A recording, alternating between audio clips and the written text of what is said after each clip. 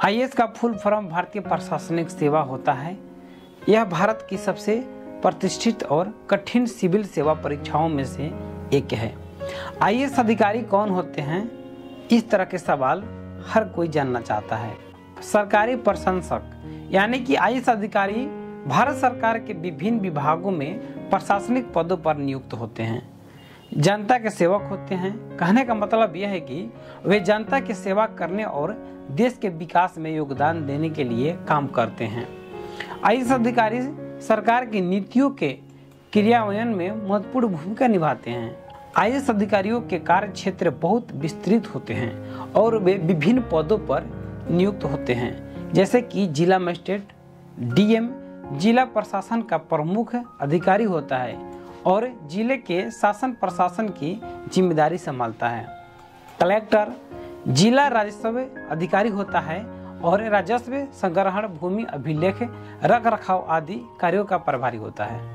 महापौर कुछ शहरों में आईएएस अधिकारी महापौर के पद पर भी नियुक्त किए जाते हैं। सचिव केंद्र या राज्य सरकार के विभिन्न मंत्रालयों में सचिव के पद पर नियुक्त होकर नीति निर्माण और क्रियान्वयन में महत्वपूर्ण भूमिका निभाते हैं। आईएएस बनने के लिए क्या क्या करना होता है, यह भी आज के बच्चों को जानना बहुत ही जरूरी है।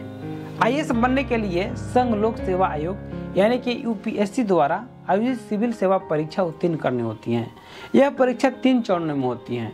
प्रारंभिक परीक्षा, इसमें 2 पेपर होते हैं, समान अध्ययन और समान अध्ययन पेपर 2। मुख्य परीक्षा जिसमें 9 पेपर होते हैं, निबंध, समान अध्ययन और 4 पेपर होते हैं।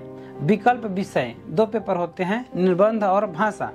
अंतिम चरण में इंटरव्यू के लिए रखा जाता है, जिसमें उम्मीदवार के व्यक्तित्व, बुद्धि और सामान्य ज्ञान का मूल्यांकन किया जाता है। आईएएस परीक्षा को भारत की सबसे कठिन परीक्षाओं में से एक माना जाता है, क्योंकि इसमें प्रतिस्पर्धा बहुत अधिक होती है।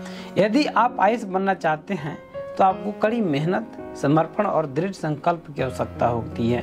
यूपीएससी के बारे में अधिक जानकारी के लिए यूपीएससी के वेबसाइट पर जा सकते हैं। इसके अलावा इस आर्टिकल को पढ़ सकते हैं। इसका लिंक वीडियो का डिस्क्रिप्शन में मौजूद है, कमेंट बॉक्स में भी पिन है। धन्यवाद।